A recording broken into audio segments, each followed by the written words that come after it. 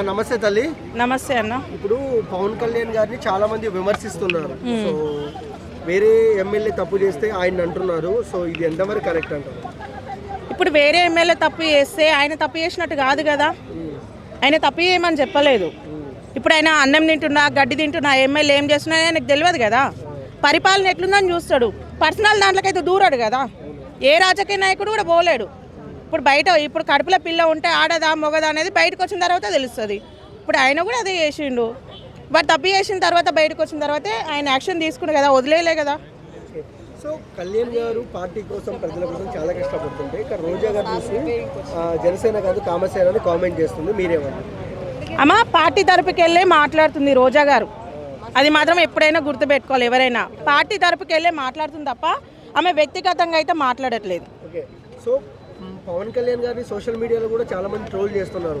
YCP ఇలా చేస్తే మీరు ఒప్పుకుంటారా, మీ పార్టీ వ్యక్తి కాబట్టి ఏం మాట్లాడుకున్నారా అంటున్నారు. దీనికి ఏం చెప్తారమ్మా సమాధానం?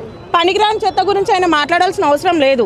పరిపాలన ఇచ్చేటోడు పనికిరాని చెత్త గురించి అంతా మాట్లాడాల్సిన అవసరం ఏముంది? ఇప్పుడు ఏ విషయం, ఇప్పుడు ఒక దొంగతనం చేసిండు అనుకో, వాని మీద ఎట్లా యాక్షన్ తీసుకోవాలనేది అట్లా తీసుకుంటాడు అంతవరకే. పోయి ఈయననే దూరనైతే దూరడుగా ఎవరైనా ఆయన ఎట్లా యాక్షన్ తీసుకోవాలో ఏ విషయంలో తీసుకోవాలో అది తీసుకుంటున్నాడు, అయిపోయింది. దాని గురించి మాట్లాడాల్సింది కూడా వేస్ట్.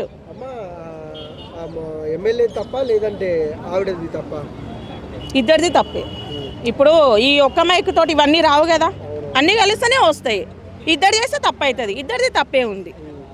కానీ ఇందులో 100% అయితే ఆడమనిషిదే ఉంది. తిరిగిన రోజులు తిరిగింది, వేయించుకున్న రోజులు వేయించుకుంది.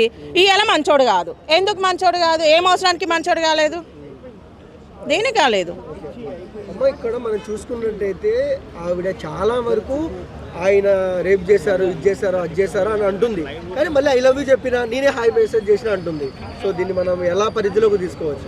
వాడు రేపు చేయలే, ఎల్లుండి చేయలే, వాడు ఏం చేయలే. దీనికి ఇష్టం ఉంది అని వాడు చేస్తాడా చెప్పు? రేపు ఎల్లుండి ఎట్లా చేస్తాడు చెప్పు? ఒక్కసారి చేస్తేనే అబార్షన్లు 5 అవుతాయా? మరి ఇక అయితే ఇంకా ఇన్నిసార్లు చేయాల్సిన అవసరం కూడా ఉండదు. ఓకే.